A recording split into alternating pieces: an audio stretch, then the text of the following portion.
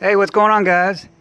Did you come out to your vehicle one morning and have a dead battery and you go to jump it with a set of jumper cables, and it's snowing or raining, you slip and you actually touch the cables together when you have them connected to the other vehicle, when you go to connect them on your vehicle, and then you get in the car after letting it set for 15-20 minutes thinking it's the other vehicle's charging the battery so you can jump it, and the car's not doing nothing? Let me show you, like this one here. Well, we discovered the problem after trying to jump this one. Put the key on,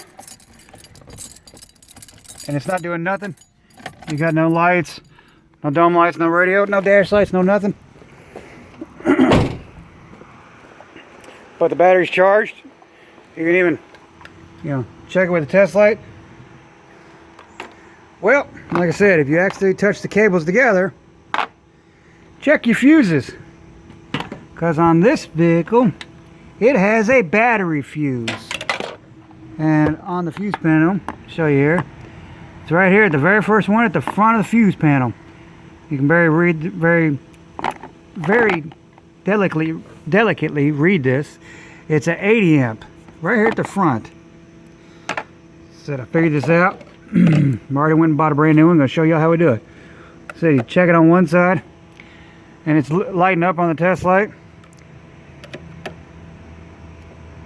Check it on the other, nothing.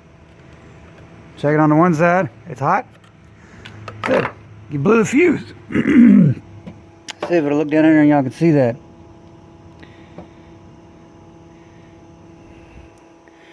Yep. So this one, we blew the fuse on this thing.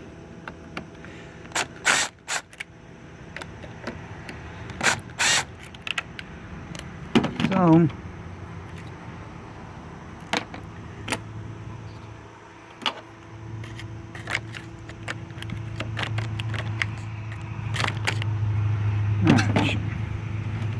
one second, let me get that screw out of there.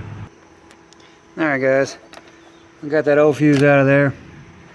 Now, we got a new one here. Hang on one second, I'm going to sit you down and open this up. Alright guys, we got the new one here out of the package. As you can see in that one, it's connected. It's a, it's an 80 amp.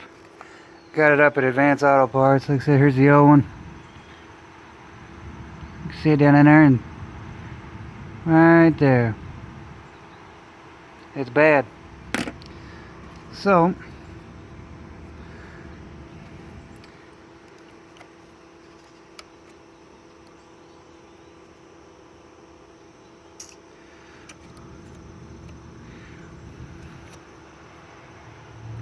one second here, we'll get this installed.